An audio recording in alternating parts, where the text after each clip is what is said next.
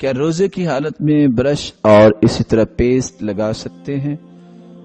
روزے کی حالت میں مسواک کرنے کو آپ اختیار کریں، برش استعمال کیا جا سکتا ہے، اور وہ چیز جس کا ذائقہ حلق تک چلا جائے یا معدے تک کوئی چلا جائے، اسٹمک تک، اس سے روزہ ویسے بھی ٹوٹ جاتا ہے۔ تو ایسے پہلوؤں سے احتراز کرنا چاہیے، بچنا چاہیے۔